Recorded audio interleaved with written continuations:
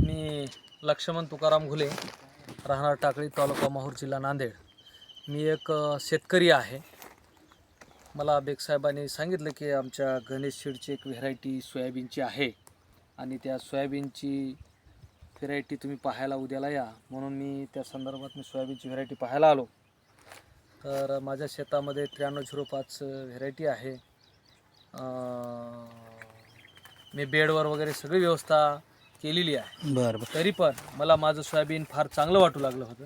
पण मी इथं आल्याच्या नंतर पाहिल्यावर असं वाटते की या व्हेरायटीला काही विषयच नाही. आजपर्यंत मी असं सोयाबीन कुठं पाहिलं नाही.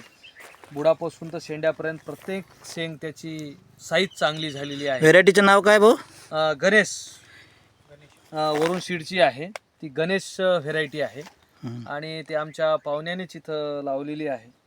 तर मला या व्हेरायटीबद्दल फार चांगलं वाटलं, कारण बुडापासून शेंड्यापर्यंत टोटल शेंग टपुऱ्या दाना आहे. बाकीच्या शेतकऱ्याला काय सांगसाल?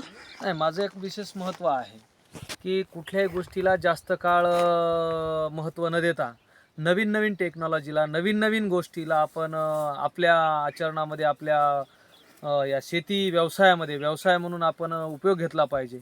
त्या हिशोबानं ही वरुण सीडची एक गणेश जी व्हेरायटी आहे, तर मला एक विशेष आणि चांगली वाटली की ही रिसर्च व्हेरायटी चांगली आहे आणि हिचा जर आपण वापर केला तर 100% ग्वाही देतो की आपल्या उत्पादनामध्ये जवळपास 25% वाढ, कमीत कमी 25% वाढ आपल्याला मिळू शकते. ठीक आहे, धन्यवाद.